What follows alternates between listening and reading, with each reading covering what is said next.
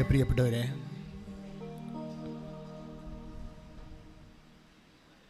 ഉടമ്പടി പെട്ടെന്ന് പൂത്ത് കായ്ക്കാൻ അതിൻ്റെ മുന്നൊരുക്കങ്ങൾ നമ്മൾ കുറച്ചുകൂടി ശ്രദ്ധിക്കുന്നത് നല്ലതായിരിക്കും. ഇപ്പം ചിലർക്ക് ഉടമ്പടി എന്തുകൊണ്ടാണ് ലാഗ് ചെയ്യണത്?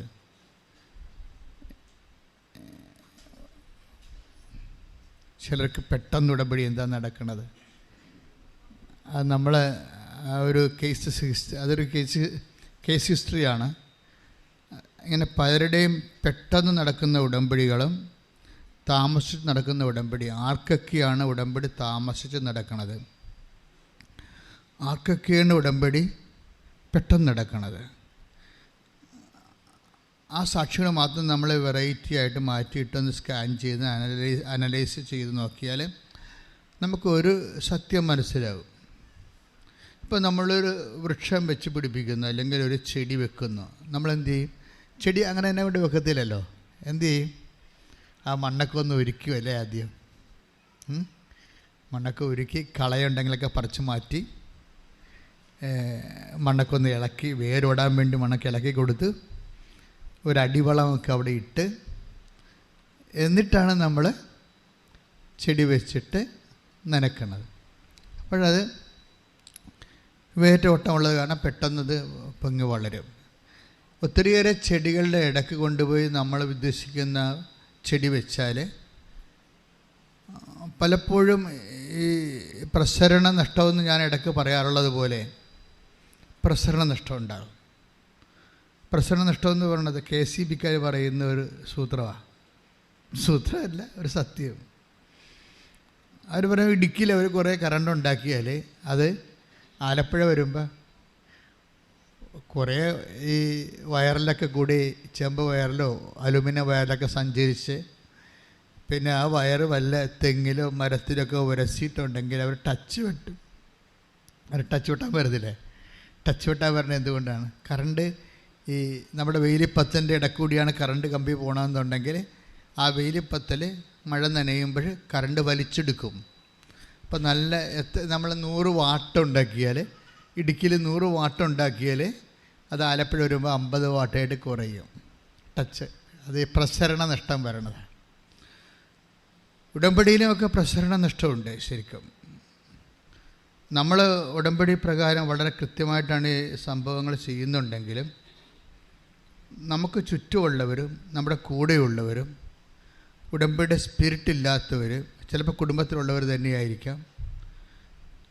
ഈശോ പറഞ്ഞ കുടുംബത്തിലുള്ളവർ തന്നെയായിരിക്കും അപ്പോൾ അവരുടെ ശത്രുക്കളെന്ന്. അത് ശരിയാണ്. ഉടമ്പടിയുടെ ശത്രുക്കൾ ചിലപ്പോൾ കുടുംബത്തിലുള്ളവർ തന്നെയായിരിക്കും. കർത്താവ് എപ്പോഴും അത് നോട്ട് ചെയ്തിട്ടുണ്ട്. കുടുംബത്തിലുള്ളവരെ കുറിച്ച് take the word of God. കുടുംബത്തിലുള്ളവർ തന്നെയായിരിക്കും നിങ്ങളുടെ ശത്രുക്കൾ. ശ്രദ്ധിക്കട്ടെ. ഹല്ലേലൂയ, ഹല്ലേലൂയ, ഹല്ലേലൂയ, ഹല്ലേലൂയ, ഹല്ലേലൂയ. യേശുവേ നന്ദി, യേശുവേ ആരാധന, ആരാധന. ഹല്ലേലൂയ, ഹല്ലേലൂയ, ഹല്ലേലൂയ, ഹല്ലേലൂയ, ഹല്ലേലൂയ. മത്തായി 10:36.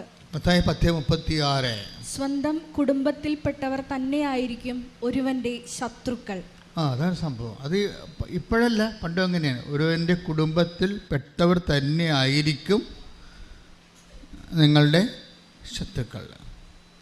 നിങ്ങൾ ദൈവവുമായിട്ട് അടുപ്പിക്കുന്നതിലും നിങ്ങൾ ദൈവവുമായിട്ട് അടുക്കുന്നതിലൊക്കെ ശത്രുത വരുന്നത് ചിലപ്പോൾ ഭാര്യയാകാം, അല്ലെങ്കിൽ ഭർത്താവാകാം. ഇപ്പം ഷാംലിൻ എന്ന് പറഞ്ഞ് ഈ നോർത്ത് പറവുകളിലുള്ള ഒരു സഹോദരൻ്റെ സാക്ഷ്യം ഈ ദിവസം കേട്ടായിരുന്നു. വലിയ സാക്ഷ്യമാണ്. അപ്പോൾ ഷാംലിന് 9 വർഷമായിട്ട് മക്കളില്ല. അപ്പോഴയാൾ വൈഫിനോട് പറയും, നമുക്ക് ഇപ്പോൾ ഇലന്തിക്കര അല്ലേ, അങ്ങനെ സ്ഥലമില്ലേ, നോർത്ത് പറവൂരില്ലേ, അവിടെയാണ്, നമുക്ക് ഒന്ന് ഉടമ്പടി എടുക്കാൻ പോയാലോ എന്ന് വൈഫിനോട് ചോദിക്കുക. അപ്പോൾ വൈഫ് പറയും, ഞാനവിടെ 2019 പോയതാണ്, അങ്ങനെയാണ് എനിക്ക് അമൃതയിൽ ജോലി കിട്ടിയത്. ഞാനത് പുതുക്കാൻ വേണ്ടി പറഞ്ഞപ്പോൾ നിങ്ങളെന്നോട് പറഞ്ഞ് പോകണ്ടെന്ന് പറഞ്ഞു. അതാ സാധനം. അപ്പം ഞാൻ ഉടമ്പടി പുതുക്കണ കാര്യം പറഞ്ഞപ്പോൾ നിങ്ങൾ പറഞ്ഞ് അതിൻ്റെ കാര്യമൊന്നുമില്ല, അതൊന്നും ആയിരിക്കത്തില്ല നിങ്ങൾക്ക് ജോലി കിട്ടാൻ കാരണം എന്ന് പറഞ്ഞ പുള്ളിക്കാരൻ അന്ന് മുടക്കിയായിരുന്നു. ഉടമ്പടി പുതുക്കുന്നതിന് വൈഫിനെ മുടക്കി. അതാണ് ഈശോ പറയണത്, ഒരുവൻ്റെ കുടുംബത്തിൽ തന്നെയുള്ളവരായിരിക്കും അവൻ്റെ അല്ലെങ്കിൽ അവളുടെ ശത്രുക്കളെന്ന്.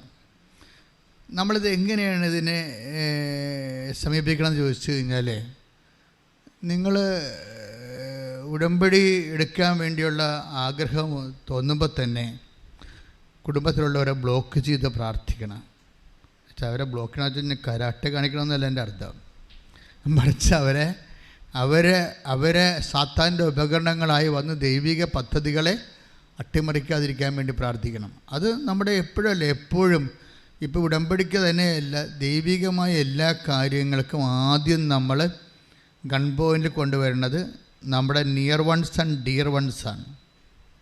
നമ്മളെ ഏറ്റവും അടുത്തവർ, ചിലപ്പോൾ കൂട്ടുകാരാകാം, കൂട്ടുകാരത്തികളാകാം, അങ്ങനെയുള്ളവരെ എപ്പോഴും നമ്മൾ ശ്രദ്ധിക്കണം. വെച്ചാൽ അവർക്ക് വേണ്ടി നമ്മൾ പ്രെയർ ചെയ്തുകൊണ്ടിരിക്കണം. കാരണം അവരിൽ നിന്ന് കൂടുതലും മോശമാകാതെ ഒന്നും സംഭവിക്കാതിരിക്കാൻ. സാധാരണ മോശമായതൊക്കെ സംഭവിക്കും, കൂടുതൽ മോശമായതൊന്നും ഈശോ ഒരു ശ്രദ്ധിക്കുന്നൊരു വിഷയമാണ്. Take the word of God, കൂടുതൽ മോശമായത് ശ്രദ്ധിക്കട്ടെ.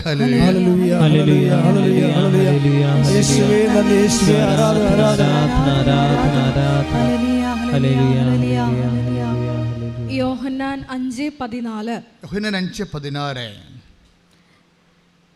കൂടുതൽ മോശമായതൊന്നും സംഭവിക്കാതിരിക്കാൻ. പറഞ്ഞേ, കൂടുതൽ മോശമായത് ഒന്നും സംഭവിക്കാതിരിക്കാൻ മേലിൽ പാപം ചെയ്യരുത്. ഇപ്പൊ തിന്മയുടെ ശക്തികളുമായിട്ടൊരു കോംപ്രമൈസ് ചെയ്യരുതെന്നാ പറയണത്. തിന്മയുടെ ശക്തികളുമായിട്ട് നിങ്ങൾക്ക് കൂടുതൽ തട്ടുകേടുണ്ടാകാതിരിക്കാൻ വേണ്ടി ഇങ്ങനെയുള്ള വ്യക്തികളുമായിട്ട് കൂടുതൽ അടുപ്പം കാണിച്ച് അവരോട് ചോദിച്ച് അവരുടെ ആഗ്രഹങ്ങൾ മനസ്സിലാക്കി അവരുടെ ഒപ്പം ഒഴുകരുത്. ചിലപ്പോൾ വിട്ടു പോരേണ്ടി വരും. അത് 2 കൊരിന്ത്യൻസിൽ 2 കൊരിന്ത്യർ 6:17 എടുത്ത് ശ്രുതികട്ടെ. ഹല്ലേലൂയ. 6:17. ആകയാൽ നിങ്ങൾ അവരെ വിട്ട് ഇറങ്ങി വരികയും അവരിൽ നിന്ന് വേർപിരിയുകയും ചെയ്യുവിൻ എന്ന് കർത്താവ് അരുളി ചെയ്യുന്നു. അശുദ്ധമായതൊന്നും നിങ്ങൾ തൊടുകയും അരുത്. അപ്പോൾ ഒരു വേർപാട് നമ്മളെപ്പോഴും ശ്രദ്ധിക്കണം.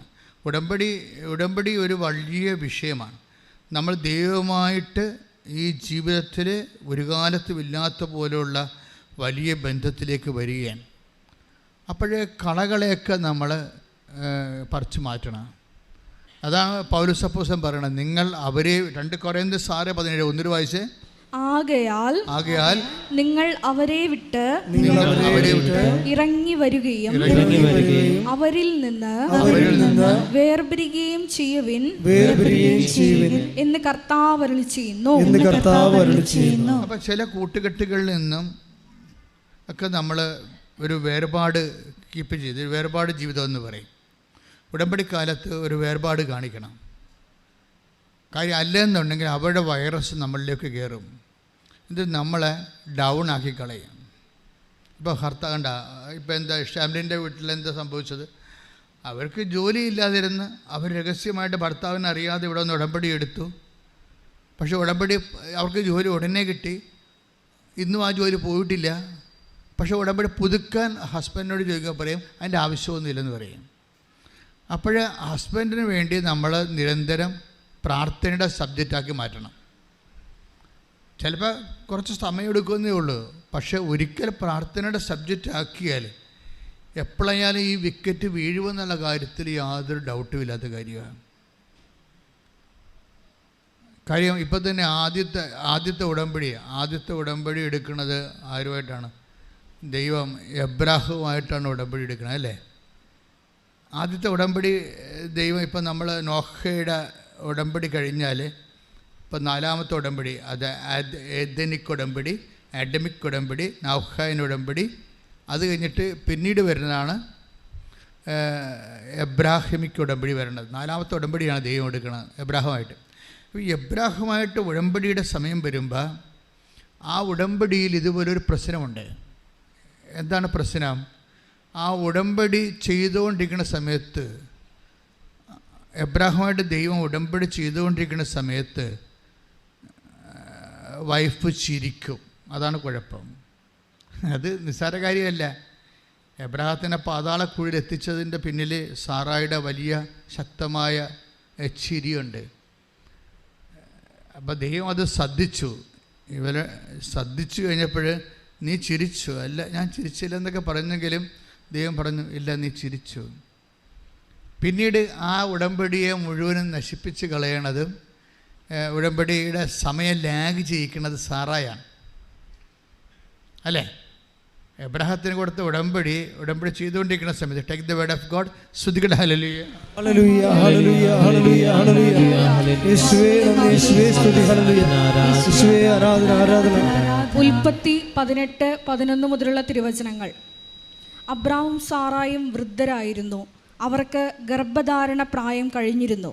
അതിനാൽ സാറ ഉള്ളിൽ ചിരിച്ചുകൊണ്ട് പറഞ്ഞു, എനിക്ക് പ്രായമേറെയായി, ഭർത്താവും വൃദ്ധനായി, എനിക്കിനി സന്താന സൗഭാഗ്യം ഉണ്ടാകുമോ?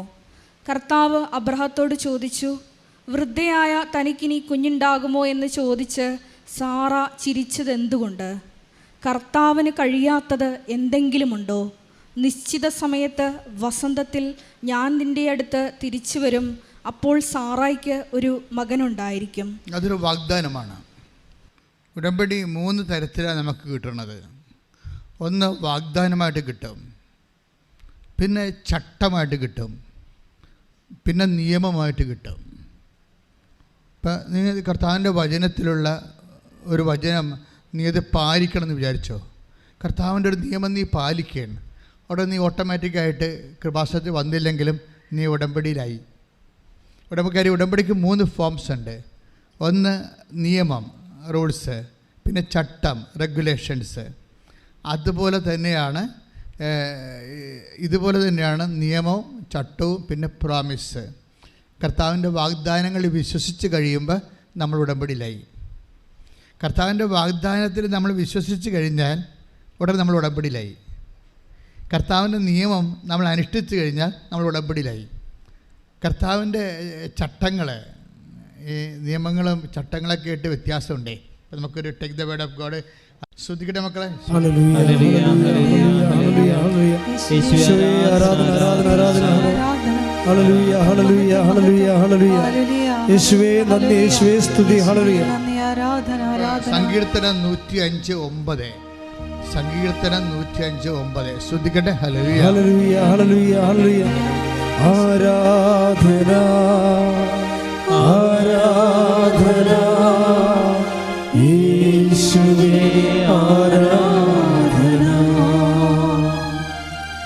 ആരാധന ആരാധന യേശുവേ ആരാധന. 105-ാം സങ്കീർത്തനം 9-ാം തിരുവചനം. അബ്രാഹത്തോട് ചെയ്ത ഉടമ്പടി. ഏറ്റു പറഞ്ഞ്, അബ്രാഹത്തോട് ചെയ്ത ഉടമ്പടി. അബ്രാഹത്തോട് ചെയ്ത ഉടമ്പടി ഇസ്ഹാക്കിന് ശപഥപൂർവം നൽകിയ വാഗ്ദാനം തന്നെ. കണ്ടില്ലേ? ഉടമ്പടി ഒരേ സമയം തന്നെ അബ്രാഹത്തോട്, ഇപ്പം സങ്കീർത്തനം 105:9 ഏറ്റു പറഞ്ഞ അബ്രാഹത്തോട് ചെയ്ത ഉടമ്പടി. ഇസ്ഹാക്കിനോട് ശപഥപൂർവം ചെയ്ത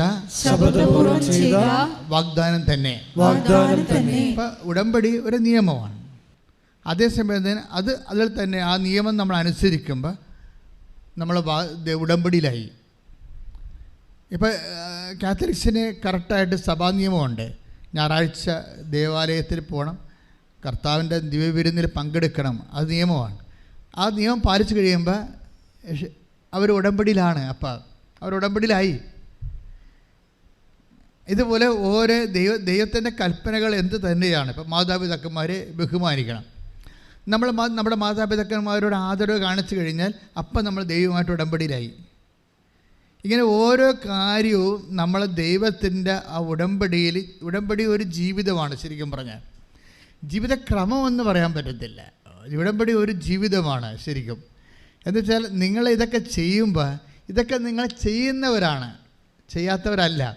പക്ഷേ ഇത് ഉടമ്പടിയാണ് നിങ്ങൾക്ക് അറിയത്തില്ല. മനസ്സിലായില്ലേ?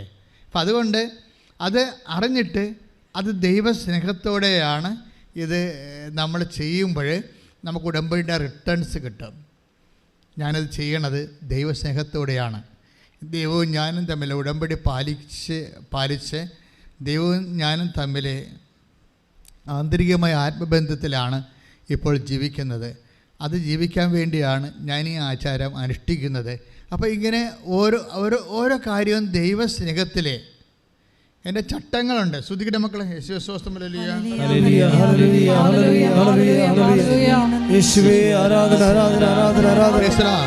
സങ്കീർത്തനം 105:10 എടുത്ത്. അവിടുന്ന് അത് യാക്കോബിന് ഒരു ചട്ടമായും ഇസ്രായേലിന് ശാശ്വതമായ ഒരു ഉടമ്പടിയായും സ്ഥിരീകരിച്ചു. അപ്പോൾ ഇതെല്ലാം ഒന്ന് തന്നെയാണ്. ചട്ടം എന്ന് പറയുന്നത് എന്താ? റെഗുലേഷൻസ്. നിയമം എന്ന് പറയുന്നത് റൂൾസും റെഗുലേഷൻസും. ഇപ്പോൾ റൂൾസ് ഉണ്ടായിക്കഴിഞ്ഞാൽ മാത്രം പോരാ, അത് റെഗുലേറ്റ് ചെയ്യുന്ന രീതികളുണ്ട്. അത് വെച്ചാൽ അതിൻ്റെ ചട്ടം, അത് നടപടിക്രമം, അത് നടപ്പിൽ വരുത്തുന്ന നടപടിക്രമം. ആ നടപടിക്രമം ചട്ടം പോലെ തന്നെ പ്രധാനപ്പെട്ടത്, നിയമം പോലെ തന്നെ പ്രധാനപ്പെട്ടതാണ്. ഇപ്പം നമ്മൾ ദൈവമായിട്ട് ഉടമ്പടി ചെയ്യുമ്പോൾ ഞങ്ങൾക്ക് ചട്ടം തന്നിട്ടുണ്ട്. എന്താണ്? 5:30 എഴുന്നേൽക്കണമെന്ന്. അപ്പോൾ നിങ്ങൾ 7 മണിക്ക് എഴുന്നേൽക്കാൻ ചട്ടം ലംഘനമായി. അപ്പോൾ ഉടമ്പടി നിന്ന് ഔട്ടായി. അപ്പോൾ അത് മനസ്സിലായല്ലേ? 5:30 എഴുന്നേൽക്കണം, നിലത്തിൽ കത്തിക്കണം, അതെല്ലാം ചട്ടമാണത്. നിലയ്ക്ക് പകരം പച്ച കത്തിച്ചാൽ ചട്ടവിരുദ്ധമായി. കാര്യം ഉടമ്പടി എപ്പോഴും വർക്ക് ചെയ്യണത് ഒരു നിയമമാണ്, ദൈവമായിട്ട് നമ്മൾ അടുപ്പിക്കുന്നതാണ്. ആ നിയമം നടപ്പിൽ വരുത്തുന്നത് ചട്ടപ്രകാരമാണ്.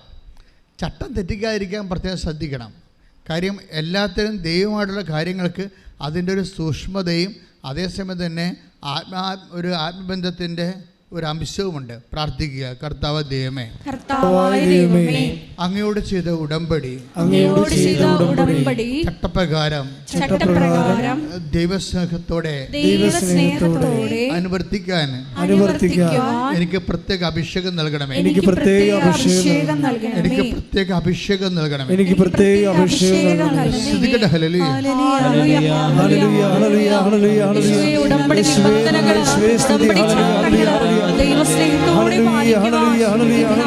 പങ്കെടുക്കുന്ന ഞങ്ങൾ ഓരോരുത്തരെയും അഭിഷേകം ചെയ്യണമേ.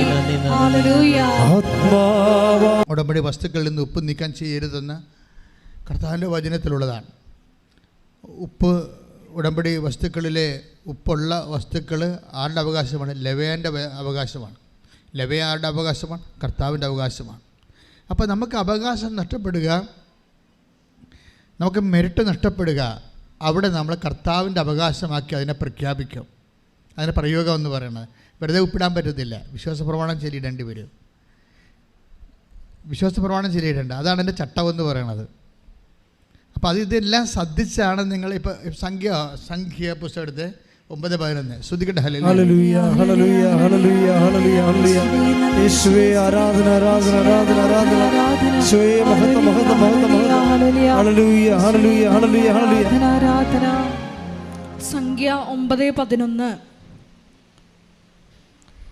2-ാം മാസം 14-ാം ദിവസം വൈകുന്നേരം അവർ അത് ആചരിക്കണം. പെസഹ ആചരിക്കണെ കുറിച്ച് നിയമമാണ് പറഞ്ഞിരിക്കുന്നത്. നിയമം പറഞ്ഞോളൂ. പുളിപ്പില്ലാത്ത അപ്പവും കൈപ്പുള്ള ഇലയും കൂട്ടി പെസഹ ഭക്ഷിക്കണം. അത് നിയമമാണ്. ഉടമ്പടി ഒരു നിയമമാണ്. ഇനി നടപ്പിൽ വരുത്തുന്ന വിഷയം വേറെയാണ്. അതറിയണമെങ്കിൽ പുറപ്പാട് 12:11 എടുത്ത് ശ്രദ്ധിക്കട്ടെ. ഹല്ലേലൂയ ഹല്ലേലൂയ ഹല്ലേലൂയ ഹല്ലേലൂയ ഹല്ലേലൂയ. യേശുവേ ആരാധന ആരാധന ആരാധന ആരാധന ആരാധന. പുറപ്പാട് 12:11. ഇപ്രകാരമാണ് അത് ഭക്ഷിക്കേണ്ടത്. ഭക്ഷിക്കണമെന്ന് പറഞ്ഞത് നമ്മൾ സംഖ്യാപുസ്തകം. പെസഹ ആചരിക്കണമെന്ന് പറയുന്നത് സംഖ്യാപുസ്തകം 9:11. പക്ഷേ എങ്ങനെ ആചരിക്കണം, അതിൻ്റെ റെഗുലേഷൻ എന്താണ്, ചട്ടം എന്താണ്, ആ ചട്ടമാണ് പറയണത് പുറപ്പാട് 12:11. വായിച്ചോളൂ. അരമുറുക്കി ചെരുപ്പുകൾ അണിഞ്ഞ് വടി കയ്യിലേന്തി തിടുക്കത്തിൽ ഭക്ഷിക്കണം. അപ്പൊ ഈ ഉടമ്പടിക്ക് ഒരു സ്പീഡുണ്ട്, മനസ്സിലായോ? ഞാൻ ചെരുപ്പ് കയ്യിൽ അണിഞ്ഞാണ് ചെയ്യണത്. കാരണം നമ്മൾ യാത്ര അവസാനിക്കുമ്പോൾ ചെരുപ്പ് ഊരി വെക്കല്ലേ ചെയ്യണത്, അല്ലേ? നമ്മൾ എവിടെയെങ്കിലും യാത്ര അവസാനിക്കുമ്പോൾ ചെരുപ്പ് ഊരി വെക്കും. യാത്ര തുടങ്ങുമ്പോഴും നമ്മൾ ചെരുപ്പ് അണിയും. അപ്പോൾ ഒരു യാത്രയുടെ ഒരു ഇതാണ്. പിന്നെന്താണ്? വടി കയ്യിലെടുക്കണം. പിന്നെന്താണ്? തിടുക്കത്തിൽ കഴിക്കണം. സ്പീഡാണ്. നിങ്ങൾ ഈ തിടുക്കം, ഇതിൻ്റെ ഉടമ്പടിയിലെ തിടുക്കം ഇല്ലെങ്കിൽ ഉടമ്പടിക്ക് തിടുക്കം ഉണ്ടാകത്തില്ല. മനസ്സിലായില്ലേ? ഇതെല്ലാം സ്പീഡായിട്ട് ചെയ്യേണ്ടതാണ്. കർത്താവിനോട് ചെയ്ത വാഗ്ദാനങ്ങൾ. ഇപ്പോൾ ഷാംലിൻ പെട്ടെന്ന് വൈഫിനോട് ഇവിടെ വന്ന് എനിക്ക് ജോലി കിട്ടിയത് ഉടമ്പടി എടുത്തിട്ടാണെന്ന് പറയുമ്പോൾ പിറ്റേ ദിവസം തന്നെ ഷാമിന് വൈഫിനെ കൂടി ഇവിടെ വരും. എന്നിട്ട് ഉടമ്പടി ചെയ്യും. ഉടമ്പടി ചെയ്തിട്ട് പിന്നെ ഈ മനുഷ്യൻ അതെല്ലാം ചെയ്യണത് പക്കാ സ്പീഡിലാണ്. പുള്ളിക്കാരൻ രാവിലെ പ്രത്യക്ഷീകരണ പ്രാർത്ഥന കറക്റ്റ് 5:30 അതിൻ്റെ ചുറ്റുവട്ടങ്ങളെല്ലാം ക്ലിയർ ചെയ്ത്, നിങ്ങളെന്താ ചെയ്യണമെന്ന് വെച്ചാൽ 5:30 എഴുന്നേറ്റ് ഇങ്ങനെ വർക്കപ്പിച്ചിനാണ് പല ആൾക്കാരും പ്രത്യക്ഷീകരണ പ്രാർത്ഥന ചെല്ലണത്. 6 മണി വരെ അച്ഛൻ സമയം തന്നിട്ടുണ്ട്, ചട്ടക്രമം 6 മണി വരെ ഉണ്ട്. അപ്പോൾ 5:30 എഴുന്നേറ്റ് ഫ്രഷായി പതുക്കെ വന്ന് 6 മണിക്കുള്ളിൽ അത് ചെയ്ത് തീർക്കേണ്ടത്. അത് കറക്റ്റ് ചെയ്യണം. നമ്മുടെ ലൈഫ് തന്നെ അത് മാറ്റും. നിങ്ങൾ ആദ്യത്തെ 2-3 ദിവസമൊക്കെ കറക്റ്റായിട്ട് ചെയ്യും. പിന്നെ തോന്നുമ്പോൾ എഴുന്നേക്കും, തോന്നുമ്പോൾ കിടക്കും. ഈ തോന്നുമ്പോൾ കിടക്കുന്നപ്പോൾ തന്നെ നിങ്ങളുടെ ലൈഫ് പകുതിയോളം പോയെന്ന് പറയാം. മനുഷ്യനാണെങ്കിൽ കിടക്കുന്നതിനൊക്കെ സമയമുണ്ട്, അല്ല വേറെ വല്ല ജീവിയാണെങ്കിൽ ഒന്നും പറഞ്ഞിട്ട് കാര്യമില്ല. ഒരു 10 മണിക്ക് മുമ്പ് തന്നെ ജീവിതത്തോട് ഉത്തരവാദിത്വം ഉള്ളവർ 10 മണിക്ക് തന്നെ കിടന്നിരിക്കണം. ഒരു ഉത്തരവാദിത്വം വരെ തിരക്കാനും ചോദിക്കാനും പറയാനും ആരുമില്ല. അമ്പലക്കാള പോലെ ഇങ്ങനെ അഴിച്ചിട്ടിരിക്കുക വളർത്തണ പാർട്ടിയാണെങ്കിൽ ഇഷ്ടമുള്ളപ്പോൾ കിടന്നാൽ മതി. പക്ഷേ നിങ്ങൾക്ക് രാവിലെ എഴുന്നേൽക്കണമെന്നുണ്ടെങ്കിൽ ദൈവത്തിൻ്റെ സമയമാണ് രാവിലെ ഉള്ളത്. അത് കൃത്യമായിട്ട് കൊടുക്കണമെന്നുണ്ടെങ്കിൽ നിങ്ങൾ കൃത്യമായിട്ട് കിടക്കണം. അപ്പം അതുകൊണ്ട് ആ സമയത്ത് എഴുന്നേറ്റ് കറക്റ്റ് 5:30 എഴുന്നേറ്റ് ഫ്രഷായി പതുക്കെ വന്ന്, ഇപ്പോൾ എന്താ ഈ നോൺ ക്രിസ്ത്യൻസ് ലീഡ് ചെയ്യാൻ കാരണം എന്താ? ചട്ടം സംഭവം അത് കാത്തലിക്സിനേക്കാൾ ഉടമ്പടി ചട്ടമായിട്ട് ചെയ്യണത് നോൺ ക്രിസ്ത്യൻസാണ്. സംശയമില്ല. സാക്ഷ്യത്തിൻ്റെ ഇടിവിട്ട് സാക്ഷ്യം പിന്നെ അവരിൽ നിന്നല്ലേ. അതിൻ്റെ കാരണം ഇതാണ്. ചെയ്യണ കാര്യങ്ങൾ വെട്ടിപ്പും മേനയുമായിട്ട് അങ്ങോട്ട് കൃത്യമായിട്ട് അങ്ങോട്ട് ചെയ്യും. ഇത് ചെയ്താൽ മതിയല്ല എന്നല്ല. ഇപ്പം തന്നെ ഈ ഷാമിലിന് എന്താ സംഭവിക്കണത്? അവനത് വൈഫ് ഇവിടെ വന്ന് മാതാവിനോട് സോറി പറയാം. ആദ്യം എൻ്റെ വൈഫിനെ ഞാൻ പുതുക്കാൻ വിടാഞ്ഞ് സോറി പറയും. എനിക്കറിയത്തില്ല അമ്മ ഇങ്ങനെയൊക്കെയാണ് കാര്യങ്ങളെന്ന് അറിയത്തില്ല. അതുകൊണ്ട് എനിക്ക് ജോലി തന്നതാണ് ഞങ്ങളുടെ കുടുംബത്തിന്. അമ്മ തന്ന ജോലി കൊണ്ടാണ് ഭക്ഷണം കഴിച്ചു പോണത്. പക്ഷെ നന്ദി പറയാൻ പോലും എനിക്ക് വരാത്തില്ല. ഞാൻ അവളെ വിട്ടില്ല. അതുകൊണ്ട് ഞാൻ ആദ്യമേ സോറി പറയണമെന്ന് പറയും. ആ സോറി അങ്ങ് അമ്മ ഏറ്റെടുക്കും. അതാണ് രസം. അത് ആത്മാർത്ഥമായിട്ട് അമ്മ സ്വീകരിക്കും ആ സങ്കടം. എന്നിട്ട് ഇവൻ രാവിലെ എഴുന്നേൽക്കുമ്പോൾ തന്നെ ഇവൻ പറയും, പ്രത്യക്ഷീകരണ പ്രാർത്ഥന ചൊല്ലാൻ തുടങ്ങിയപ്പോൾ തന്നെ എന്നെ പിടിച്ച് ആരോ കുടഞ്ഞതുപോലെ എനിക്ക് തോന്നിയെന്ന്. അഭിഷേകം വന്നു രാവിലെ. അതാണ് വിഷയം. നമ്മളാ സത്യസന്ധമായിട്ടാണ് ആ വിഷയം ചെയ്യണമെന്നുണ്ടെങ്കിൽ അഭിഷേകം എല്ലാ മേഖലയും വരും. പിന്നെ എന്നിട്ട് ഈ ഷാമിലിൻ്റെ സാക്ഷ്യം നിങ്ങൾ കേൾക്കണം കേട്ടോ. നല്ല ഈ മാസത്തെ ഏറ്റവും നല്ല സാക്ഷ്യം ഈ ആഴ്ചയിൽ. എന്നിട്ട് പിന്നെ ഇങ്ങനെ ഈ സ്വപ്പ് പതയണ പോലെ എപ്പോഴും ദൈവസ്നേഹം ഇങ്ങനെ പതഞ്ഞുകൊണ്ടേയിരിക്കും. ഉടമ്പടി കറക്റ്റാണെങ്കിലേ കറക്റ്റാണെന്ന് വെച്ച് കഴിഞ്ഞാൽ നിങ്ങൾ ചെയ്ത് നോക്കാം, ഒക്കട്ടെ എന്നൊക്കെ വിചാരിച്ച് അങ്ങനെയാണെങ്കിൽ അത് കറക്റ്റാകത്തില്ല. മറിച്ച് ഉടമ്പടി കറക്റ്റായിട്ട് ഇത് ചെയ്തിരിക്കും. ദൈവത്തിന് വേണ്ടി ജീവിക്കും, ദൈവത്തിനെ മഹത്വപ്പെടുത്തും, ദൈവത്തിന് വേണ്ടി ഞാൻ സാക്ഷിയാകും എന്നൊക്കെ പറഞ്ഞ് ആത്മാർത്ഥമായിട്ട് എന്നോട് തന്നെ ഞാനൊരു ഉടമ്പടി ചെയ്യും, ഒരു സ്വകാര്യ ഉടമ്പടി. അങ്ങനെ ചെയ്ത് ആണ് ഇവൻ രാവിലെ പ്രത്യക്ഷ പ്രാർത്ഥന ഇറക്കുമ്പോൾ തന്നെ ശരീരം ആസനം കൊടയണ പോലെ ഒരു വല്ലാത്ത ഒരു അനുഭൂതിയിലേക്ക് വരും. അഭിഷേകമാണത്.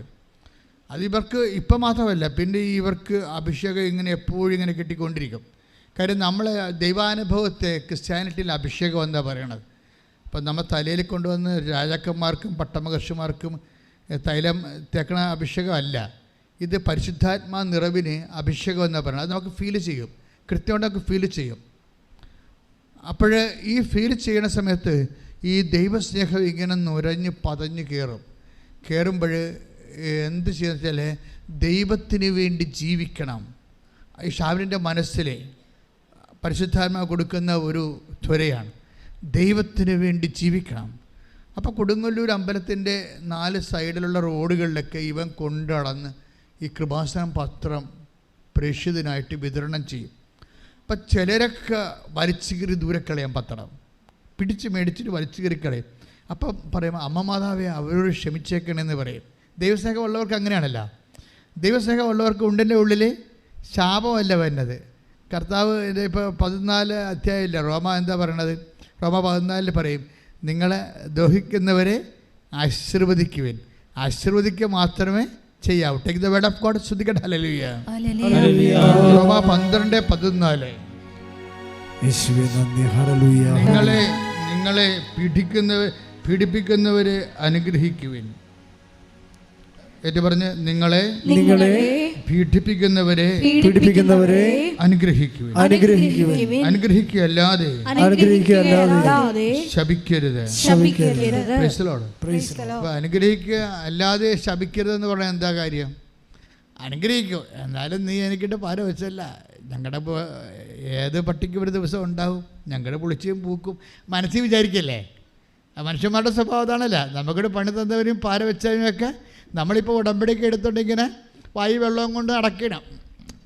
നമ്മളായിട്ടൊരു പ്രശ്നം ഉണ്ടാക്കേണ്ടതൊക്കെ പറഞ്ഞാൽ അടക്കണം. പക്ഷേ എന്നാലും മനസ്സിൽ ഓർക്കും, എന്താണ്, നീ എനിക്കിട്ട് പണിതല്ലേ, എപ്പോഴെങ്കിലും ഒരു ദിവസം ഉണ്ടാവും, ഏത് പട്ടിക്കും ഒരു ദിവസം ഉണ്ടല്ലോ എന്ന് മനസ്സിൽ വിചാരിക്കും. ആ ബൈബിൾ അതവിടെ അവിടെ വെച്ച് കട്ട് ചെയ്തിട്ടുണ്ടല്ലേ, അനുഗ്രഹിക്കുക അല്ലാതെ മറിയ മനസ്സിലൊന്നും വിചാരിക്കരുത്. അതാ വിഷയം. പ്രാർത്ഥിക്കുക, കർത്താവ് ദൈവമേ, ഉടമ്പടിക്കാലത്ത് വിശുദ്ധിയോടെ ജീവിക്കാൻ, ദൈവസ്നേഹത്തോടെ ജീവിക്കാൻ,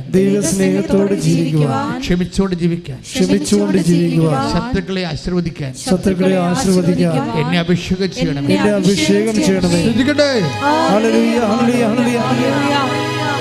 ശത്രുക്കളോട് ക്ഷമിച്ചു പ്രാർത്ഥിക്കുവാൻ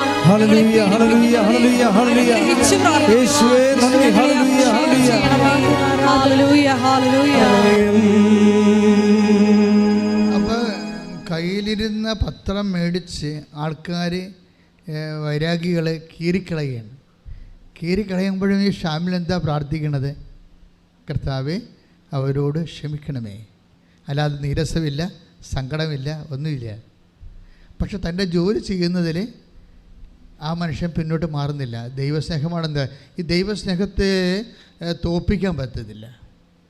പിറ്റേ ദിവസം എന്നിട്ട് ഈ മനുഷ്യൻ പറയണേ, ഞാൻ പിന്നെയൊക്കെ എനിക്ക് എന്താണ് സംഭവിച്ചതെന്ന് എനിക്ക് മനസ്സിലാവണില്ല.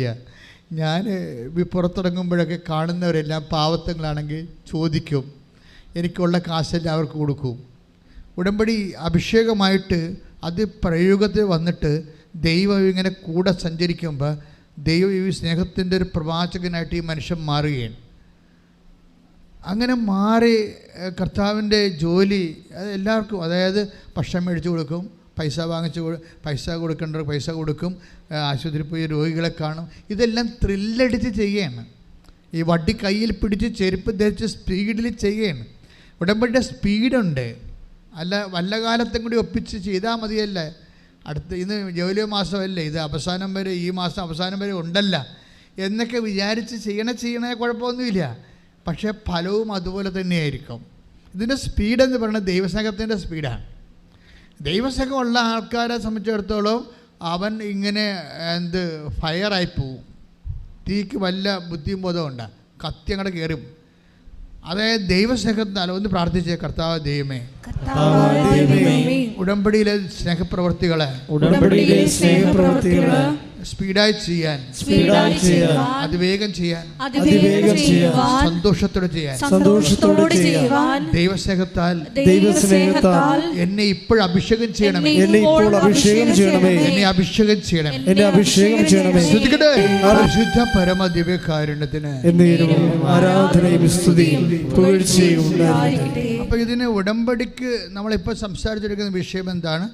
ഉടമ്പടിക്ക് നിലം ഒരുക്കുക, അല്ലേ? ചെടി വെക്കാൻ നേരത്ത് നമ്മൾ നിലം ഒരുക്കി മണ്ണ് ഇളക്കി വളമിട്ട് കളകൾ പറിച്ചൊക്കെ കളഞ്ഞ പോലെ ഉടമ്പടിയിൽ ആദ്യമേ തന്നെ ഇതുപോലെ നമുക്ക് ഉടമ്പടിക്കെതിരെ നിൽക്കുന്ന ശക്തികളെയൊക്കെ പറിച്ച് മാറ്റി ക്ലിയർ ഗ്രൗണ്ട് ക്ലിയർ ചെയ്യണം. ഇംഗ്ലീഷ് ബൈബിളെ he has clear the ground before എന്ന് കിടപ്പുണ്ട്. അതായത് സങ്കീർത്തനം 8:88, സങ്കീർത്തനം 8:8. ശ്രുതികടെ ഹല്ലേലൂയ, ഹല്ലേലൂയ, ഹല്ലേലൂയ, ഹല്ലേലൂയ, ഹല്ലേലൂയ. യേശുവേ നന്ദി, യേശുവേ ആരാധന, ആരാധന, ആരാധന, ആരാധന. 80-ാം സങ്കീർത്തനം 8-ാം തിരുവചനം. ഈജിപ്തിൽ നിന്ന് അവിടുന്ന് ഒരു മുന്തിരിവള്ളി കൊണ്ടുവന്നു, ജനതകളെ പുറത്താക്കി അത് നട്ടുപിടിപ്പിച്ചു. ഇത് രണ്ട് കാര്യമാണ്. ഒന്ന് പറഞ്ഞ് ഈജിപ്തിൽ നിന്ന് അവിടുന്ന് ഒരു മുന്തിരിവള്ളി കൊണ്ടുവന്നു, ജനതകളെ പുറത്താക്കി അത് നട്ടുപിടിപ്പിച്ചു. അവിടുന്ന് അതിനുവേണ്ടി തടമൊരുക്കി അത് വേരൂന്നി വളർന്നു, ദേശം മുഴുവനും പടർന്നു. അപ്പൊ ഇത് അതായത് ഈജിപ്തിൽ നിന്ന് ഇസ്രായേലിനെ കൊണ്ടുവന്ന കാര്യമാണ് പറയണത്. പക്ഷെ അതിനെ ഒരു മുന്തിരിച്ചെടിയായിട്ട് ഉപമിച്ചിട്ട് പറയണത് എന്താണ്? ഈജിപ്തിൽ നിന്ന് അവിടെ നിന്ന് കുഞ്ഞിച്ചെടിയെ കൊണ്ടുവന്ന് രണ്ട് കാര്യങ്ങൾ ചെയ്തു. എന്ത് ചെയ്ത്?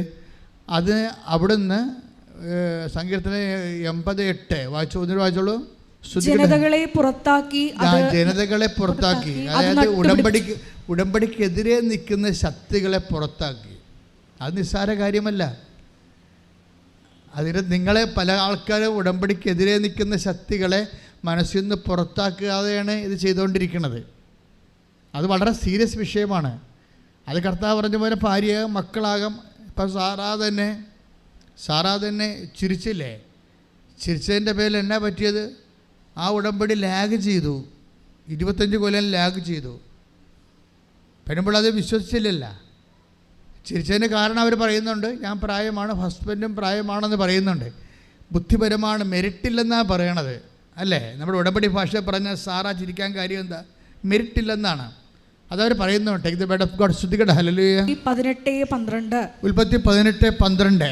അതിനാൽ സാറ ഉള്ളിൽ ചിരിച്ചുകൊണ്ട് പറഞ്ഞു. ഓക്കെ, ഇതാ ഒന്ന് പറഞ്ഞു. അതിനാൽ സാറ ഉള്ളിൽ ചിരിച്ചുകൊണ്ട് പറഞ്ഞു, എനിക്ക് പ്രായമേറെയായി. അവർ ചിരിക്കാൻ കാരണം എന്താണ്? എനിക്ക് പ്രായം ഏറെയായി. അവർ മെരിറ്റില്ലെന്ന് അവർ പറയണത്. ബൈബിളിനെ എപ്പോഴും നമ്മൾ ഉടമ്പടിയിൽ എപ്പോഴും മെരിറ്റോ ഡീമെരിറ്റോ നോക്കത്തുള്ളൂ. സാറ എന്താ ചിരിക്കാൻ കാരണം? എനിക്ക് മെരിറ്റില്ല. എന്താ കാരണം? പ്രായം ഏറെയായി. അടുത്ത വിഷയം എന്താ? ഭർത്താവും വൃദ്ധനായി. ഭർത്താവിനും മെരിറ്റില്ല, അയാൾ പ്രായമായി വലിയ അപ്പാപ്പനായി. ഭർത്താവ് അപ്പാപ്പനായി, അതേസമയം തന്നെ ഇവരും പ്രായം കവിഞ്ഞ്, മെരിറ്റില്ല. പക്ഷേ എന്താ പ്രോബ്ലം വെച്ച് കഴിഞ്ഞാൽ ഉടമ്പടിയിൽ പലപ്പോഴും വരണത് നമുക്ക് ആൾക്കാരെ ചിരിക്കാൻ കാരണം എന്താ? ഇപ്പം നിങ്ങളുടെ വീട്ടിൽ പോകുമ്പോൾ നിങ്ങൾ ഉടനെ പറയുമോ, ഇപ്പം തന്നെ ഇങ്ങനെ ആലപ്പുഴയിൽ നിന്ന് ചുമന്നുകൊണ്ട് പോരുമെന്ന് പറഞ്ഞ് ചിരിക്കും അവർ. അതെന്ന് വെച്ച് കഴിഞ്ഞാൽ നമുക്ക് മെരിറ്റില്ല എന്നുള്ളതാണ്. മെരിറ്റില്ലാത്ത സ്ഥലത്ത് പിന്നെ എന്ത് വർക്കൗട്ട് ചെയ്യാനാണ്? ഈ ഷാംലിൻ സാക്ഷ്യം പറഞ്ഞത് എന്താ? ഒരു കുഞ്ഞ് കിട്ടാൻ വേണ്ടി ഞങ്ങൾ കല്യാണം കഴിച്ചിട്ട് 9 കൊല്ലമായി. കഴിഞ്ഞ 9 കൊല്ലമായിട്ട് കല്യാണം കഴിച്ചിട്ട് ഈ 9 കൊല്ലവും ഞങ്ങൾ ഞാൻ വേലയെടുത്ത കാശും എൻ്റെ വൈഫ് വേലയെടുത്ത കാശും ആശുപത്രികൾ കൊണ്ടേ കൊടുക്കുകയാണ്. എന്തിനാണ്? ട്രീറ്റ്മെൻറ്റിന് വേണ്ടി. അത് അവർ കുഞ്ഞുണ്ടാകാൻ വേണ്ടി ട്രീറ്റ്മെൻറ്റിന് വേണ്ടി ഓരോ തരം ആശുപത്രി ചെല്ലുമ്പോൾ ഓരോ സൂപ്പർ സ്പെഷ്യാലിറ്റിക്കാർ പറയുന്ന അനുസരിച്ച് ഓരോ കാര്യങ്ങൾ ചെയ്ത് ഞങ്ങളുടെ 5 കാലണയില്ലേ ഇപ്പം. കാര്യം 9 കൊല്ലത്തെ ജോലി കാശെല്ലാം ഈ മക്കളുണ്ടാകാൻ വേണ്ടി ട്രീറ്റ് ചെയ്ത് തീർന്നു. അപ്പം അങ്ങനെ തീരുകയാണ്. അതുപോലൊരു അവസ്ഥയാണ് ഈ എബ്രഹാത്തിൻ്റെ അവസ്ഥയും. സാറ ചിരിക്കാൻ കാരണമെന്നാണ്. അവിടെ മെരിറ്റ് തീർന്നു. പണവും ഒരു മെരിറ്റാണ്, അത് തീർന്നു. ചികിത്സിക്കാനുള്ള കാശ് തീർന്നു. പിന്നെ എന്താ അവർക്ക് തീർന്നത്? അവർക്ക് ഇനി കുട്ടികൾ ഉണ്ടാവത്തില്ല എന്നുള്ള ജനിതകമായിട്ട് തന്നെ ഡോക്ടർ സർട്ടിഫൈഡ് ആയിട്ട് കുട്ടികളില്ല ഉണ്ടാവത്തില്ലെന്നായി. അപ്പം തീർന്നു. അപ്പോൾ സ്വാഭാവികമായിട്ട് ഇനിയിപ്പോൾ ഇതെല്ലാം കഴിഞ്ഞ് സൂപ്പർ സ്പെഷ്യാലിറ്റിയിലെ ഏറ്റവും ടോപ്പായിട്ടുള്ള സയൻറ്റിസ്റ്റുകൾ തന്നെ പറഞ്ഞിരിക്കുന്ന മക്കളില്ലെന്ന് പറഞ്ഞു കഴിഞ്ഞാൽ പിന്നെ ഉടമ്പടി എടുക്കുമ്പോൾ എങ്ങനെ മക്കളുണ്ടാകും? അപ്പോൾ സ്വാഭാവികം കേൾക്കുന്നവർ ചിരിക്കും അല്ലേ? അപ്പം സാറായുടെ ചിരി ഇപ്പോഴും ഉള്ളതാണ്. പക്ഷേ എന്താ പ്രശ്നം എന്ന് വെച്ച് കഴിഞ്ഞാൽ ഇവൻ ഉടമ്പടി എടുത്തു കഴിഞ്ഞപ്പോൾ ഇവന് ദൈവസ്നേഹം ഇങ്ങനെ നിറഞ്ഞില്ലേ? ദൈവസ്നേഹം നിറഞ്ഞിട്ട് ഉടമ്പടിയുടെ ചട്ടങ്ങൾ കൃത്യമായിട്ട് പാലിക്കുകയാണ്. അല്പം പോലും തെറ്റാതെ രോഗികളെ പോയി കാണുന്നു, അനാഥരെ പോയി കാണുന്നു. അതുപോലെ തന്നെ തെരുവിൽ നടക്കുന്ന ആൾക്കാരെ കാണുമ്പോൾ അങ്ങോട്ട് ചെന്ന് ചോദിക്കുന്നു, ഭക്ഷണം കഴിച്ചോ, പൈസ ഉണ്ടോ ചോദിക്കുന്നു, അവർക്കുള്ളത് പങ്കുവെക്കുന്നു. അങ്ങനെയൊക്കെ വന്നു കഴിഞ്ഞപ്പോൾ എന്നാ പറ്റുമെന്നറിയാമോ? 1 മാസത്തിനുള്ളിൽ വൈഫ് പ്രഗ്നൻ്റ് ആകുകയാണ് പെട്ടെന്ന്.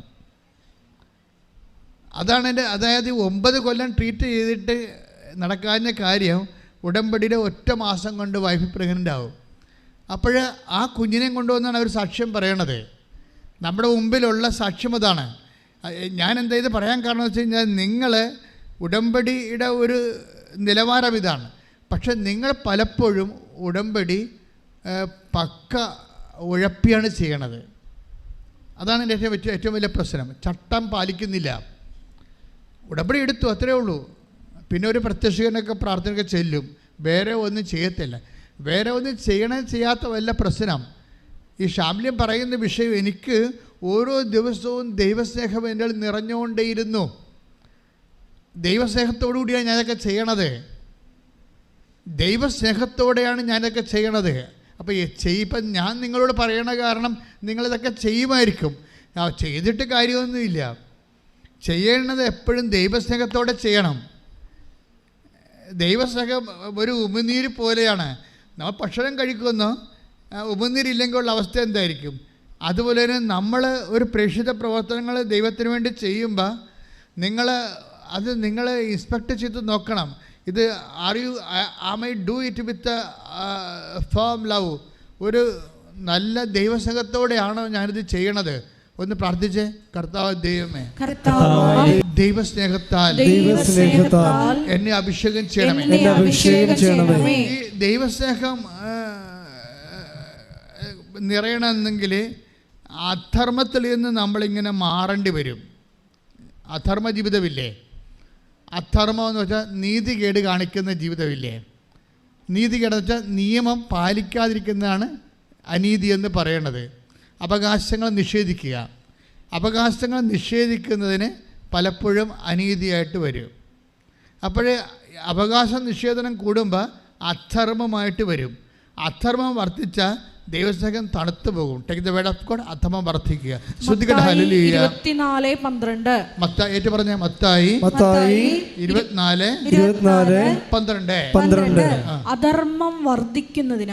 അധർമ്മം വർദ്ധിക്കുന്നതിനാൽ പലരുടെയും സ്നേഹം തണുത്തു പോകും. ഇതാണ് പ്രശ്നം. ദൈവസ്നേഹം നിങ്ങൾക്ക് തണുത്തു പോയിട്ടുണ്ടെങ്കിൽ, ഒരു ചൂടാർന്ന ദൈവസ്നേഹം ഇല്ലെങ്കിൽ അധർമ്മത്തോട് നിങ്ങൾ കൂട്ടു നിൽക്കുന്നു എന്ന് വേണം പറയാൻ. അധർമ്മം എന്ന് പറഞ്ഞാൽ എന്താണ്? അതായത് അതായത് അവകാശത്തിൻ്റെ മേലുള്ള കടന്നുകയറ്റം അധർമ്മമായിട്ട് വരും. ഇപ്പോൾ നിയമം, അതുപോലെ തന്നെ നിയമം പാലിക്കുമ്പോൾ, ഇപ്പോൾ ഒരു നിയമം നമ്മൾ പാലിക്കണം എന്താണ്?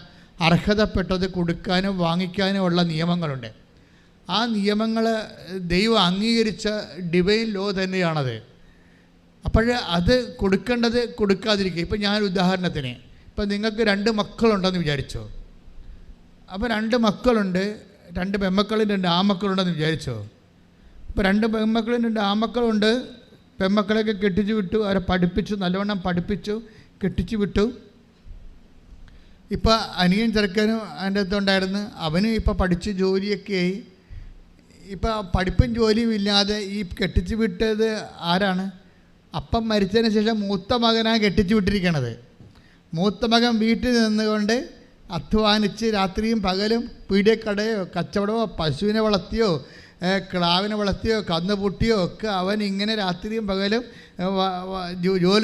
ജോലി ചെയ്ത് ഈ അനുജനെ ജോലിക്കാരനുമാക്കി പെങ്ങന്മാരെ കെട്ടിച്ചും വിട്ട്. പക്ഷെ അവൻ ഈ കണക്കൊന്നും എഴുതി വെച്ചിട്ടില്ല. അതാണ് പ്രശ്നം. അവൻ കണക്ക് എഴുതി വെച്ചിട്ടില്ല. സ്വന്തം അമ്മയ്ക്കും സഹോദരനൊക്കെ ചെയ്യണതിന് എന്ത് കണക്ക് എന്താണ് അവൻ ചിന്തിച്ചത്. പക്ഷേ ഇപ്പോഴെന്നാ പറ്റിയിരിക്കണമെന്ന് വെച്ചാൽ അനിയത്തി കെട്ടി വന്നില്ലേ വീട്ടിൽ. അനിയൻ്റെ ഭാര്യ കെട്ടി വന്നപ്പോൾ അവൾക്കിതൊന്നും അറിയേണ്ട കാര്യമില്ല. അവൾ ഉദ്യോഗസ്ഥയാണ്. അവൾ തന്നെ പറയണത് മനസ്സുണ്ടെങ്കിൽ എൻ്റെ കൂടെ താമസിച്ചാൽ മതി എന്നാണ്. അവളൊന്ന് പ്രസവിക്കാൻ പോയാൽ പിന്നെ അവളെ കാണത്തില്ല. മഷിയുടെയൊക്കെ പിന്നെ കാണത്തില്ല. വേറെ കുഴപ്പമൊന്നും ചെയ്തില്ല, ഒന്ന് പ്രസവിച്ചെന്ന് മാത്രമേ ഉള്ളൂ. പക്ഷെ പിന്നെ ഇയാളെ കാണത്തില്ല. അവളെ കൊച്ചിനെ അടിച്ച് മാറ്റിയിരിക്കുക. എന്നിട്ട് എന്തെല്ലാം കാര്യങ്ങളാണ് അമ്മായിയമ്മക്കും ചേട്ടനും ഒക്കെ എതിരെ അവൾ അവിടെ നിന്ന് പറയണത്. ചേട്ടൻ എന്നെ തോണ്ടി, ആര് തോണ്ടാൻ? അവൾക്ക് ഇങ്ങോട്ട് വരാൻ കഴിയില്ല. അധർമ്മം എന്നെ വര വേണ്ടില്ലേ? അവൾക്ക് ഇങ്ങോട്ട് വരാൻ കഴിയില്ല. ആ കൊച്ചിനെ അടിച്ച് മാറ്റിയിരിക്കണം.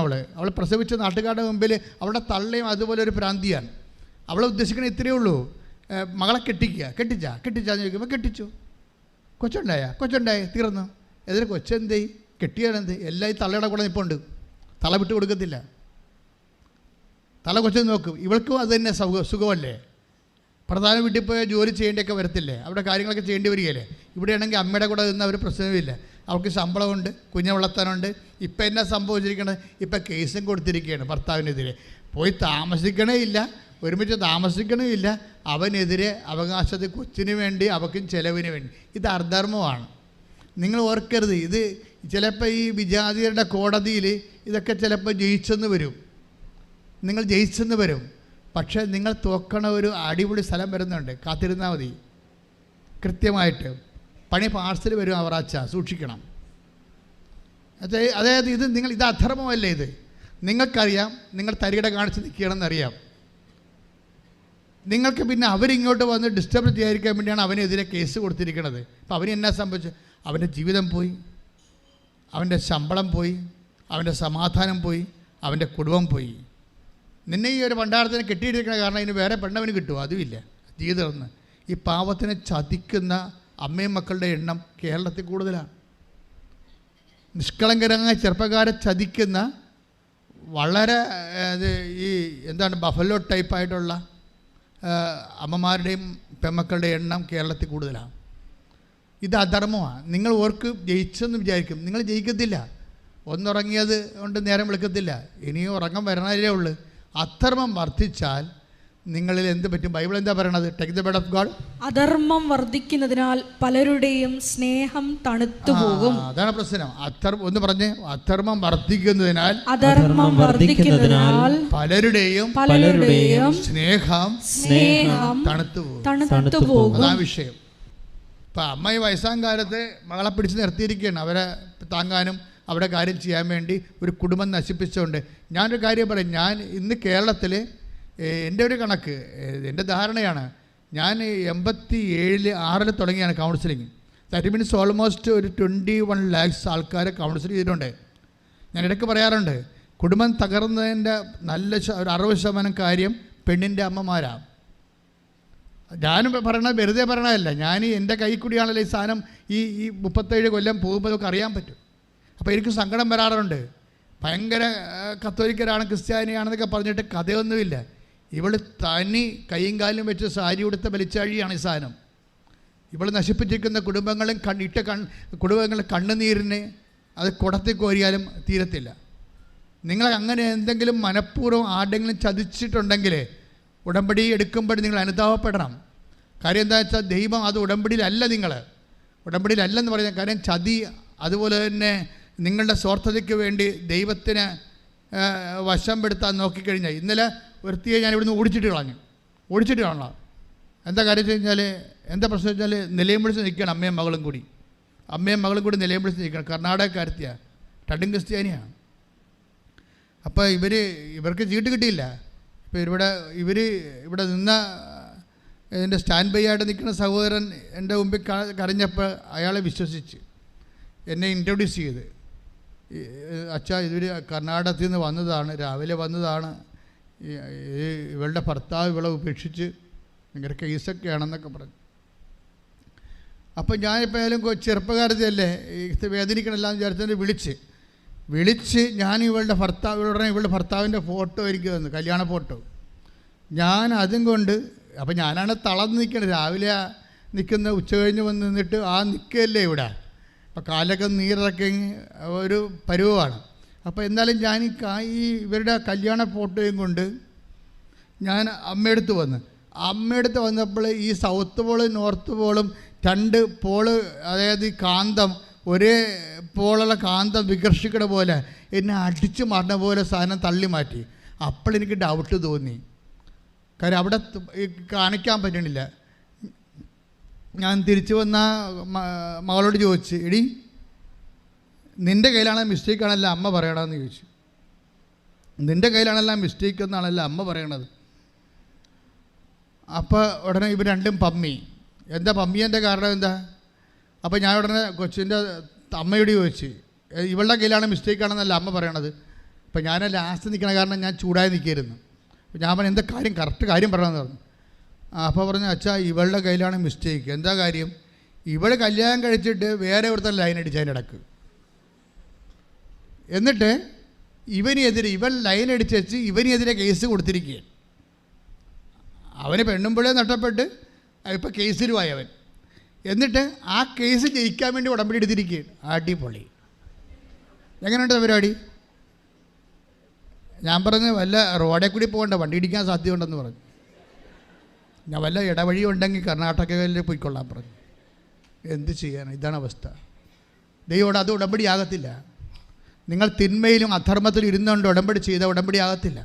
അതറിയണമെന്നുണ്ടെങ്കിൽ നിങ്ങൾ take the word of God ഉൽപ്പത്തി 13:14. Take the word of God ഉൽപ്പത്തി 13:14. ശ്രുതിക്കട്ടെ.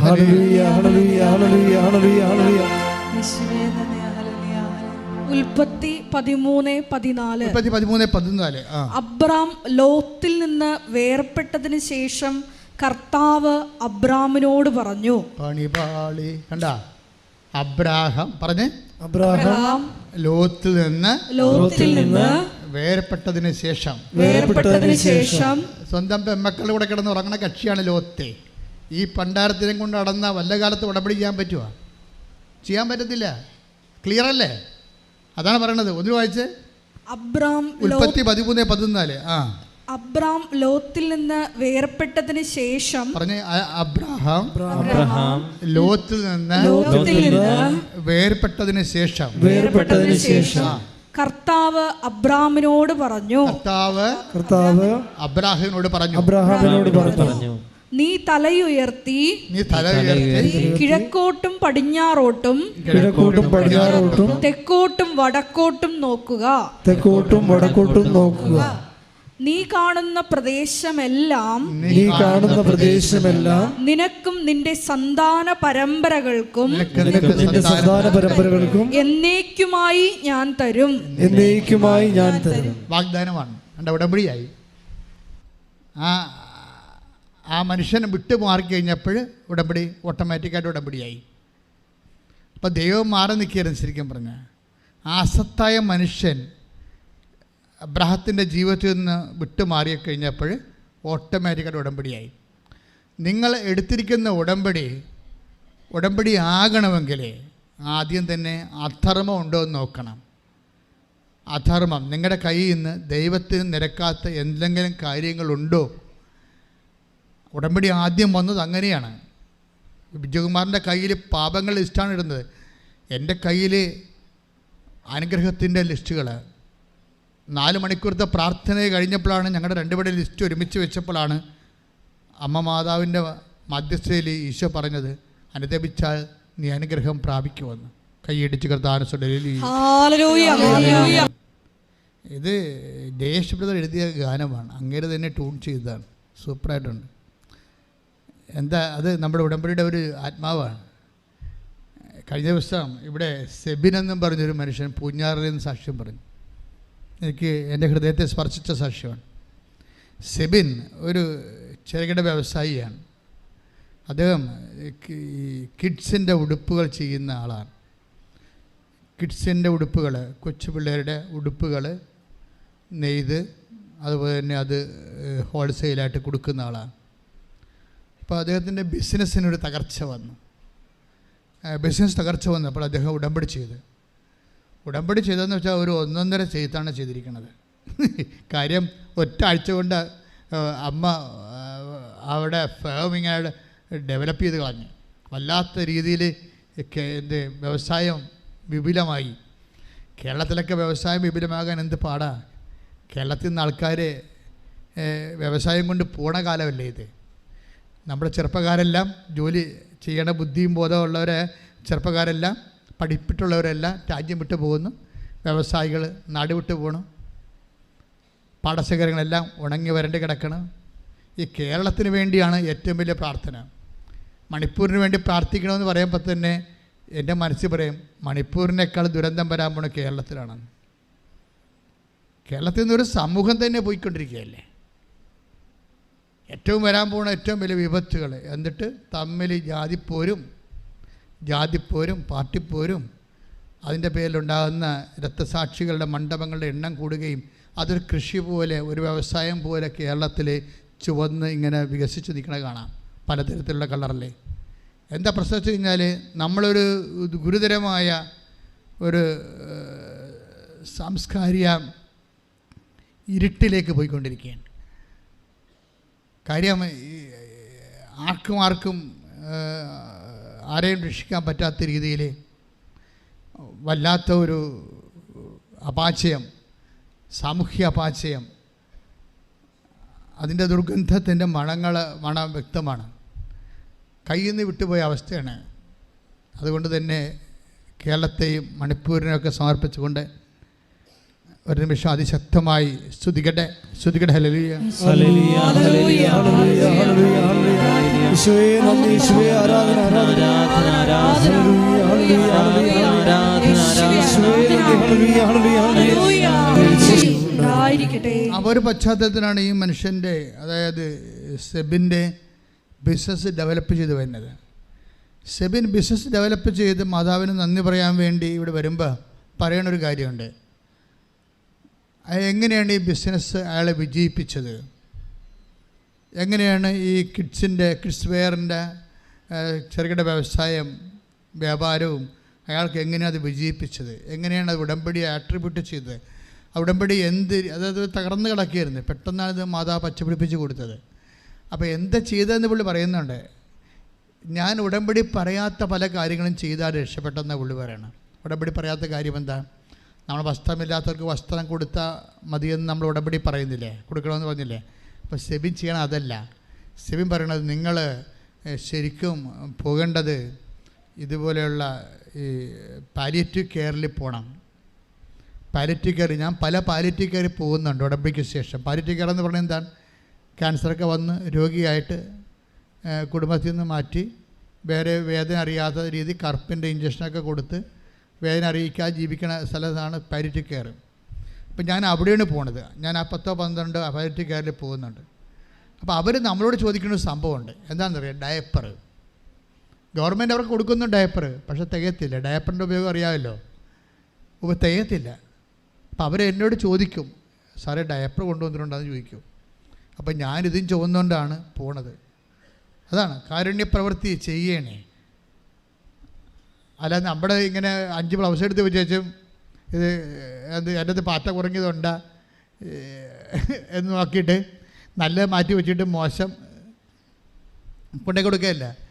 ഇത് ദൈവത്തെ അറിഞ്ഞ് ജോലി ചെയ്യണമെന്ന്. ഉടമ്പടി ഒരു മനുഷ്യൻ്റെ ജീവിതത്തിൽ വരുന്ന മാറ്റം. അതായത് ഈ സ്ഥലങ്ങളിലെല്ലാം ചെല്ലുമ്പോൾ അവിടെ നിന്ന് താമസിച്ച് ജോലി ചെയ്യുന്നവരുണ്ട്, ശുശ്രൂഷ ചെയ്യുന്നവരുണ്ട്. ഞാൻ എപ്പോഴും നിങ്ങൾ പറയും, ഈ മരം അറിയാതെ കൊടിയിടണ്ടെന്ന് ഞാൻ പറയത്തുള്ളൂ. ഉടമ്പടി എന്താണെന്ന് അറിയാൻ പാടില്ലാതെ ഇപ്പം ചില പെരിച്ചാഴികൾ കൊണ്ടുവന്ന് അതിൻ്റെ അകത്ത് കുറേ സാധനമൊക്കെ എഴുതിയിടുകയില്ലേ, ജോലി കിട്ടണം, ഗവൺമെൻറ് വിളിക്കണം, ഓഫർ ലെറ്റർ ഇടണമൊക്കെ അവിടെ കുത്തിയിരുന്ന് എഴുതി കൊണ്ടുവന്ന് നേർച്ചപ്പെട്ടി ഇടും. എന്താ നിങ്ങളോട് പറയാനുള്ളതെന്ന് എനിക്കറിയത്തില്ല. നിങ്ങളാണെങ്കിൽ ഒരു കാര്യം, ഫ്രോഡെന്ന് വെച്ചാൽ ഫ്രോഡിന് കൈയും കാലും വെച്ച് അങ്ങനെ ഇരിക്കുക. എന്ന് വെച്ച് കഴിഞ്ഞാൽ ഇതല്ലല്ലോ സംഭവം ഉടമ്പടി എന്ന് പറയണത്. ഉടമ്പടി എന്ന് പറയുന്നത് എന്താണ്? അവൻ പറയണ പോലെ ചെയ്യുകയല്ലേ. ചെയ്യുമ്പോൾ അവൻ തന്നെയാണ് പ്രാധാന്യം. അവൻ പറയുന്നതിനേക്കാൾ ഇരട്ടി ചെയ്യണമെന്നാണ് അവൻ്റെ മനസ്സിലിരിക്കുന്നത്. അതുകൊണ്ട് നിങ്ങളോട് 1 മൈൽ പോകാൻ പറഞ്ഞാൽ നിങ്ങൾ 2 മൈൽ പോകാൻ പറയും. അങ്ങനെ ആ വചനം അറിയാവുന്നവരാണ് ഇരട്ടി ചെയ്യണത്. ഇരട്ടി ചെയ്ത് കഴിയുമ്പോൾ നിങ്ങളിൽ ദൈവസ്നേഹം അഭിഷേകമാകും. ദൈവസ്നേഹം അഭിഷേകമായി കഴിയുമ്പോൾ ഈ സെബിൻ പറയുന്ന ഷാംലിൻ പറയുന്ന ഒരു സാക്ഷ്യമുണ്ട്. ഷാംലിൻ പറയണത്, എനിക്ക് അവസാനം ആരും എന്നോട് ഒന്നും പറഞ്ഞു തരേണ്ട ഒരു കാര്യമില്ല. ഞാൻ എഴുന്നേൽക്കുമ്പോൾ തന്നെ പ്രത്യക്ഷീകരണ പ്രാർത്ഥന എൻ്റെ മനസ്സിലിങ്ങനെ ഓട്ടോമാറ്റിക്കായിട്ട് റെക്കോർഡ് ഓൺ ചെയ്തുകൊണ്ടിരിക്കും. ഇത് പ്രാർത്ഥിക്കുകയും എനിക്ക് കിട്ടുന്ന സമയത്തൊക്കെ അത് പ്രാർത്ഥന എൻ്റെ മനസ്സിൽ ദൈവം തരും. അപ്പോൾ പ്രാർത്ഥിക്കേണ്ട ഒരു ആവശ്യം വന്നാൽ അപ്പം തന്നെ പ്രത്യക്ഷീകരണ പ്രാർത്ഥന ഓട്ടോമാറ്റിക്കായിട്ട് വരും. അതെച്ചാൽ എനിക്ക് എന്താണെന്ന് അറിയത്തില്ല, വല്ലാത്ത ഒരു ഉന്മാദവും അഭിഷേകവും ഇങ്ങനെ പല പല ഘട്ടങ്ങളിൽ. അതായത് നല്ല ഉടമ്പടിയുടെ ലക്ഷ്യം ദൈവസ്നേഹമാണേ. ദൈവസ്നേഹം അങ്ങോട്ട് നിറഞ്ഞു പോയാൽ, സത്യസന്ധമായിട്ടാണ് നിങ്ങൾ ദൈവത്തിന് വേണ്ടി സാക്ഷിയാകണമെന്ന് ദൈവത്തിന് തോന്നിയാൽ ദൈവം നിങ്ങളെ സമർത്ഥമായി അനുഗ്രഹിക്കും. അപ്പോഴും നിങ്ങൾക്ക് ദൈവസ്നേഹം നിറയും. അപ്പോൾ ഇതെല്ലാം ലൈറ്റ് വെയിറ്റായി. ഞാൻ നിങ്ങളോട് പറഞ്ഞിട്ടുണ്ട്, ഭാരച്ചുരുക്കം എന്ന് പറയുന്നത് എങ്ങനെ വരണതാണെന്ന്. ഉടമ്പടിയിലെ മെയിൻ അത്ഭുതങ്ങളൊന്നാണ് ഭാരച്ചുരുക്കം. ചുരുക്കമല്ല, ഭാരലഘുത്വം, സമയച്ചുരുക്കം, ഭാരലഘുത്വം. വലിയ ഭാരമുള്ള വിഷയം നമുക്ക് ഫീൽ ചെയ്യാതിരിക്കാം. നമുക്കത് ഫീൽ ചെയ്യത്തില്ല, വലിയ സംഭവമാണ്, പക്ഷേ നമുക്കത് ഫീൽ ചെയ്യാതെ നമ്മളെ ദൈവം കൊണ്ടുപോകും. അപ്പോൾ അത് ഒരു അഭിഷേകമാണ്. അപ്പോൾ ഉടമ്പടിയിൽ ദൈവസ്നേഹം നിറഞ്ഞ അനുസരിച്ച് കൊണ്ട് അഭിഷേകം കൂടിയാൽ നമ്മൾക്ക് കുരിശ്, അതുപോലെ തന്നെ വേദനയുടെ അവസ്ഥകളെ ദൈവം അറിയിക്കാതെ കൊണ്ടുപോകും. അതാണ് അഗ്നിയിലൂടെ നടക്കും, അഗ്നി നിന്നെ വിഴുങ്ങത്തില്ല എന്നൊക്കെ ഐസയ 43:2 പറയണത്. ആ അഭിഷേകത്തിൻ്റെ ഒരു നിലവാരത്തിലാണ് അത് സംസാരിക്കണ വചനം. പ്രാർത്ഥിക്കുക, കർത്താവ് ദൈവമേ, ഉടമ്പടിയുടെ സത്യാവസ്ഥ മനസ്സിലാക്കാൻ, ദൈവസ്നേഹത്തിൽ നിന്ന് അഭിഷേകം പ്രാപിക്കാൻ, സുവിശേഷത്തിന്റെ സാക്ഷിയായി ജീവിക്കുവാൻ ഞങ്ങളെ അഭിഷേകം ചെയ്യണമേ. ശ്രുതികടെ ഹല്ലേലൂയ. ആൾക്കാർ വന്ന് ഉടമ്പെടുക്കുക, വളരെ പാവപ്പെട്ടവർ. വിശ്വാസമുണ്ട്, വിശ്വാസത്തിൻ്റെ എക്സ്പ്രഷൻസാണ് അതുപോലെ പ്രധാനപ്പെട്ടത്. എല്ലാവർക്കും ദൈവസ്നേഹമുണ്ട്, ദൈവസ്നേഹത്തിൻ്റെ എക്സ്പ്രഷൻസാണ് അതുപോലെ പ്രധാനപ്പെട്ടത്. ഇപ്പോൾ കഴിഞ്ഞ ഗ്രേസി ഡേവിസിൻ്റെ സാക്ഷ്യം കഴിഞ്ഞ ആഴ്ച ഞാൻ പറഞ്ഞിരുന്നു. അവരുടെ വേറൊരു സാക്ഷ്യമുണ്ട്.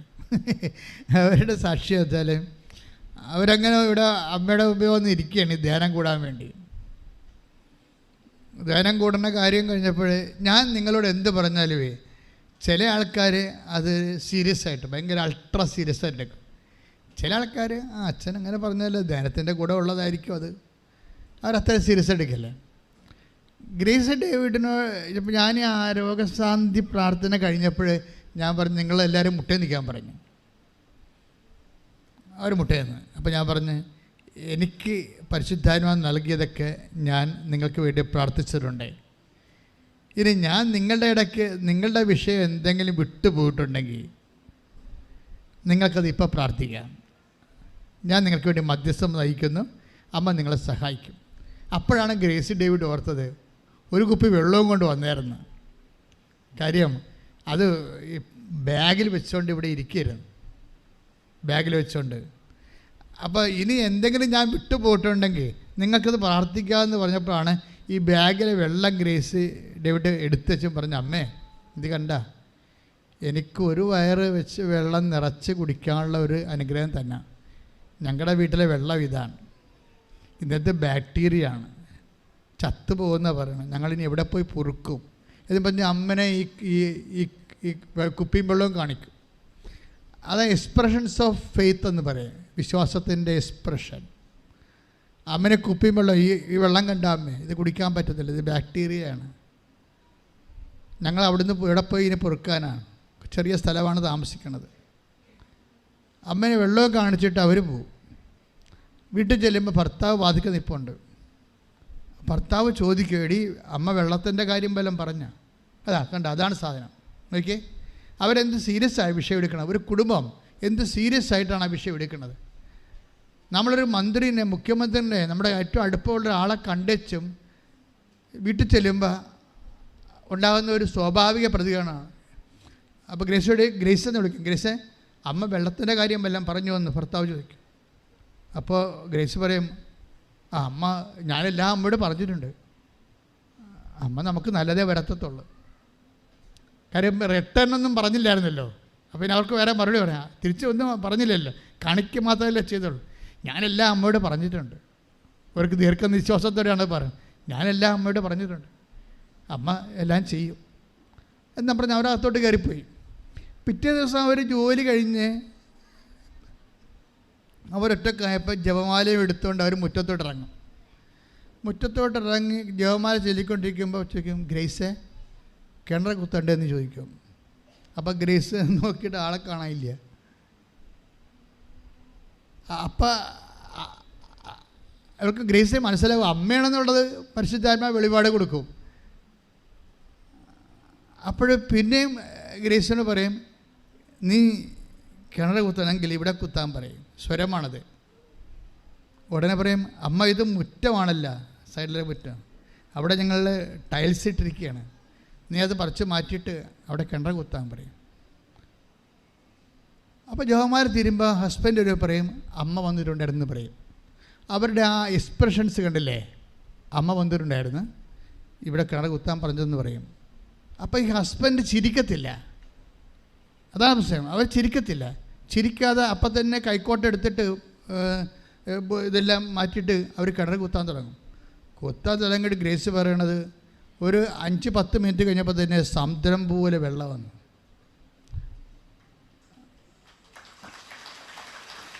അതെന്താ സംഭവം എന്ന് വെച്ച് കഴിഞ്ഞാൽ, നമ്മൾ ഉടമ്പടിയുടെ ഒരു നിലവാരം അതാണ്. സത്യസന്ധമായി ദൈവത്തിൽ അടിയുറച്ച് മനസ്സുറച്ച് സ്നേഹിച്ച് വിശ്വസിക്കുന്നവനും അതുപോലെ തന്നെ ദൈവം ഇതുപോലെയാണ്, ബൈബിളിനേക്കാൾ പവർഫുള്ളാണ്. ബൈബിളിനേക്കാൾ എബ്രാഹത്തിൻ്റെ കാലത്തേക്കാൾ എത്രയോ ക്ലിയറാണിത്. എബ്രാഹത്തിൻ്റെ വിഷയത്തെക്കാളും ഇത് ക്ലിയറാണ്. അവിടെ ഉടമ്പടി. അപ്പോൾ എൻ്റെ സഹോദരനോട് എനിക്ക് പറയാനുള്ളത്, നിങ്ങൾ ഉടമ്പടി എടുത്തെങ്കിൽ അച്ഛനിലൂടെ ഇന്ന് ദൈവം നിങ്ങളോട് സംസാരിച്ച കാര്യങ്ങൾ ഓർത്തിട്ട് ഉടമ്പടി എക്സിക്യൂട്ട് ചെയ്യാൻ, പ്രയോഗത്തിൽ വരുത്താൻ വേണ്ടി സുവിശേഷവിഹിതമായ ഒരു നടപടിക്രമം സ്വീകരിക്കുക, ഒരു ചട്ടക്രമം സ്വീകരിക്കുക. നിയമം, ചട്ടം, വാഗ്ദാനം എല്ലാം പാലിക്കുന്നതിന് വേണ്ടിയുള്ള ഇന്ധനമാണ് ദൈവസ്നേഹം. ആ ദൈവസ്നേഹം നിങ്ങൾ നിറയുകയും അധർമ്മം കുറയുകയും വിശുദ്ധീകരിക്കപ്പെടുകയും കർത്താവിൻ്റെ സുവിശേഷത്തിൻ്റെ വലിയ സാക്ഷിയായി ദൈവം നിങ്ങളുടെ കൂടെ ജീവിക്കുന്നതും കുടുംബത്തിൽ ജീവിക്കുന്നതും സ്വരമായും സുഗന്ധമായും നിങ്ങൾക്ക് അനുഭവിക്കാൻ ദൈവം ഇടവരുത്തട്ടെ എന്ന് പ്രാർത്ഥിച്ചുകൊണ്ട് ശ്രദ്ധിക്കട്ടെ.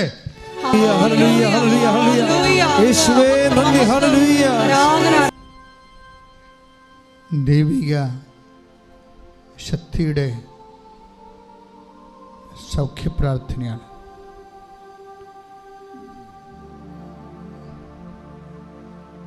അച്ഛൻ പ്രാർത്ഥിച്ചുകൊണ്ടിരിക്കുമ്പോൾ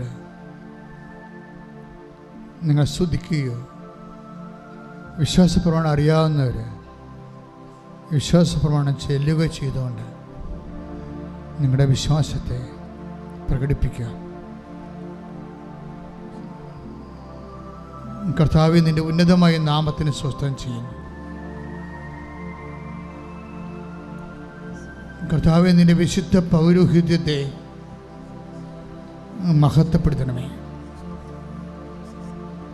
കർത്താവേ, സഭയിലുള്ള സാന്നിധ്യം പ്രകടമാക്കണമേ. 36 വർഷം അർപ്പിച്ച കുർബാനയുടെ യോഗ്യതയാണ്. കൃപാസ്ഥാനത്താരെ ജീവനോടെ പ്രത്യക്ഷപ്പെട്ട അമ്മമാതാവിൻ്റെ മാധ്യസ്ഥത്തിൽ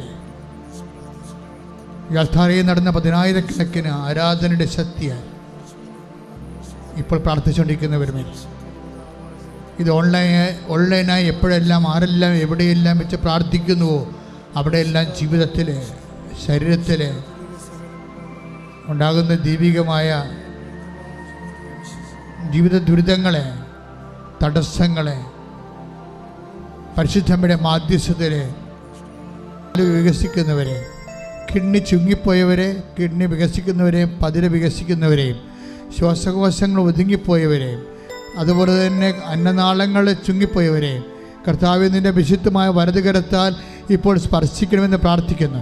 എൻ്റെ കർത്താവിൻ്റെ ഉന്നതമായ നാമത്തിൽ സഭയുടെ അധികാരത്തെ കുറിച്ചടയാളത്തിൽ മാർഗരോഗങ്ങൾ യേശുനാമത്തിൽ പരിശുദ്ധ പരമ ദിവ്യകാരുണ്യത്തിന് ആരാധനയും സ്തുതിയും പുകഴ്ചയും ഉണ്ടായിരിക്കട്ടെ. ത്വക്ക് രോഗികൾക്കും ക്യാൻസർ രോഗികൾക്കും വേണ്ടി പ്രാർത്ഥിക്കാം. മുട്ടിപിടിക്കുന്നവർക്ക് വേണ്ടി പ്രാർത്ഥിക്കാം. കണ്ണ് കാഴ്ച പോകുന്നവർക്ക് വേണ്ടി പ്രാർത്ഥിക്കാം. ചെവി കേൾക്കാത്തവർക്ക് വേണ്ടി പ്രാർത്ഥിക്കാം. തൈറോയ്ഡ് രോഗികൾക്ക് വേണ്ടി പ്രാർത്ഥിക്കാം. ഹൃദയ രോഗികൾക്ക് വേണ്ടി പ്രാർത്ഥിക്കാം. വാതരോഗികൾക്ക് വേണ്ടി പ്രാർത്ഥിക്കാം. ശക്തമായി സ്തുതിക്കട്ടെ.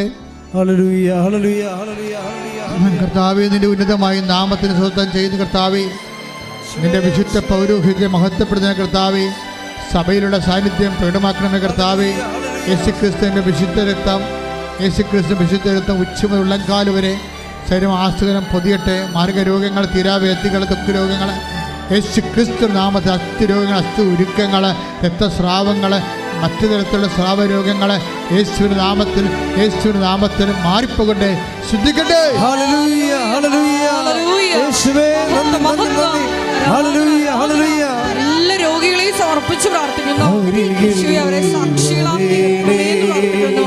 ഹല്ലേലൂയ. സദയം തുടേണേ സുഖമായിടും എൻ്റെ ഉള്ളം. പരിശുദ്ധ പരമദിവ്യകാരുണ്യത്തിന് ആരാധനയും സ്തുതിയും പുകഴ്ചയും ഉണ്ടായിരിക്കട്ടെ.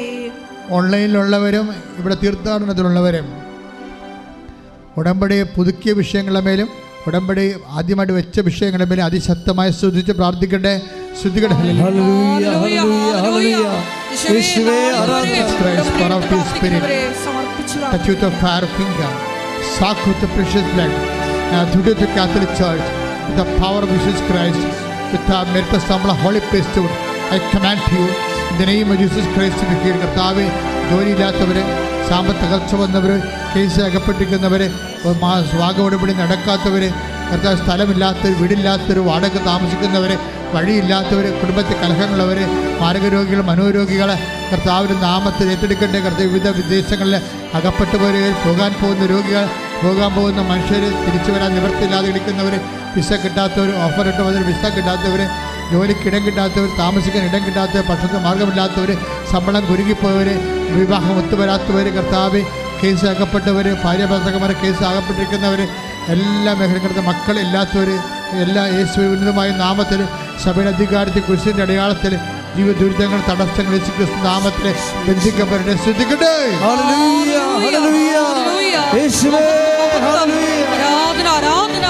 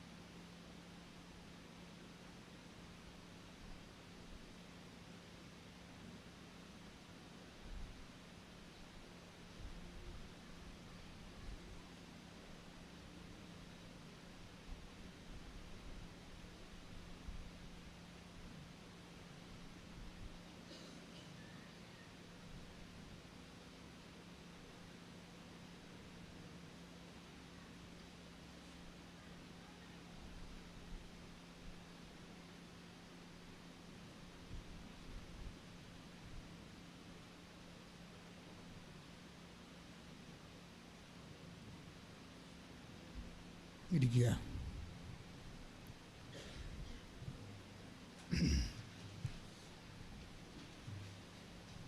പ്രിയമുള്ളവരെ, എല്ലാവരും വിളിച്ച് ചോദിക്കുന്നുണ്ട് എന്നാണ് നമ്മുടെ ജപമാല റാലി എന്ന്.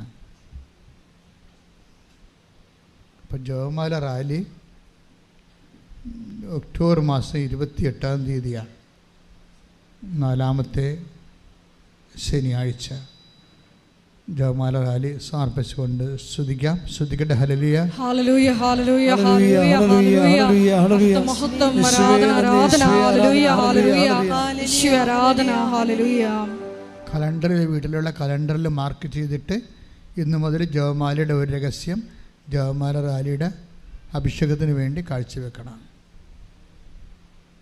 ഇത് ഓൺലൈനിൽ കേൾക്കുന്നവർക്കും ഈ പറഞ്ഞ അറിയിപ്പ് പ്രകാരം കലണ്ടറിൽ ഒക്ടോബർ 28, 2023 കുറിച്ചിടുക. കൃപാസനത്തിൽ എല്ലാ ദിവസവും ഉടമ്പടി എടുക്കുവാനും പുതുക്കുവാനും സാക്ഷ്യം പറയുവാനും അവസരം ഉണ്ടായിരിക്കുന്നതാണ്.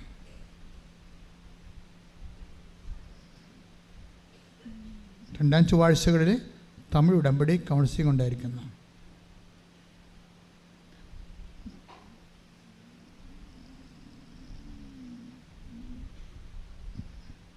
ശനിയാഴ്ചകളിൽ രാവിലെ 6 മണിക്കായിരിക്കും ഉടമ്പടി ക്ലാസ് തുടങ്ങുന്നത്.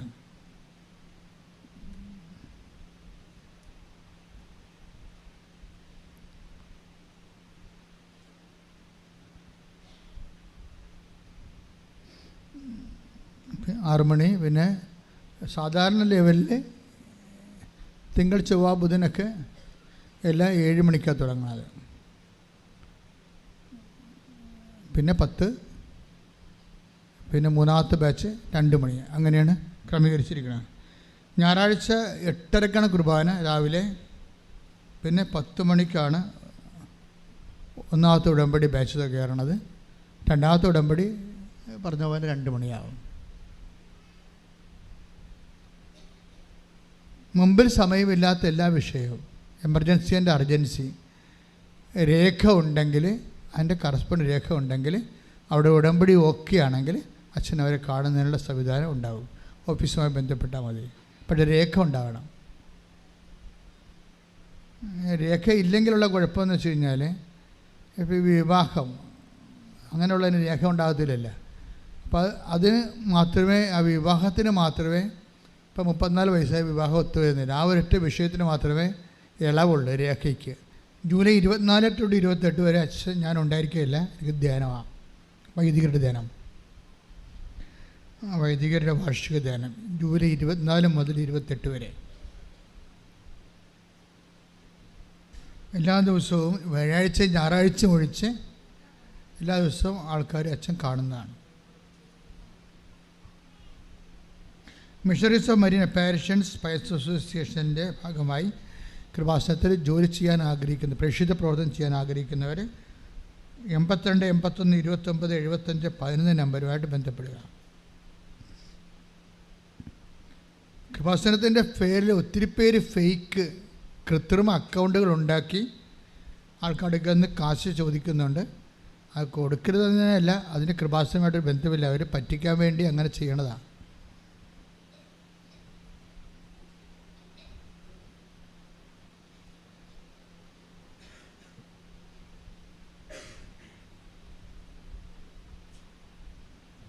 കൃപാസനം പത്രം 14 ഭാഷയിലുണ്ട്.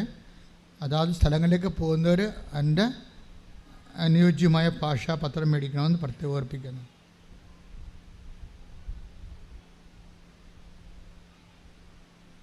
കഴിഞ്ഞ ആഴ്ച വിളിച്ച് പറഞ്ഞായിരുന്നു, കുട്ടികളുടെ ചോറൂണ്, അക്ഷരം എഴുതിക്കൽ കൃപാസനത്തിൽ അങ്ങനെ ഒരു ശുശ്രൂഷ ഇപ്പം ഇല്ല. അത് 1 മാസമായിട്ട് വിളിച്ച് പറയുന്നുണ്ട്. ആ മെസ്സേജ് ഇല്ലാത്തതുകൊണ്ടാണ് അത് തുടങ്ങി വെച്ച്. പക്ഷേ ഒരു അഭിഷേകം കിട്ടാഞ്ഞുകൊണ്ട് ഇടയ്ക്ക് വെച്ച് നിർത്തിയതാണ്. അമ്മയ്ക്കൊരു മുറി, എൻ്റെ സ്വന്തം പ്രാർത്ഥനാ മുറി എന്ന പ്രോജക്റ്റ് നിങ്ങൾക്ക് കൃപാസനത്തിലെ തീർത്ഥാടകരായിട്ട് വരുന്നവർക്ക് താമസിക്കാൻ വേണ്ടി മുറികൾ ചെയ്യുന്നുണ്ട്. നിങ്ങൾക്ക് 1 വർഷം 4 ദിവസം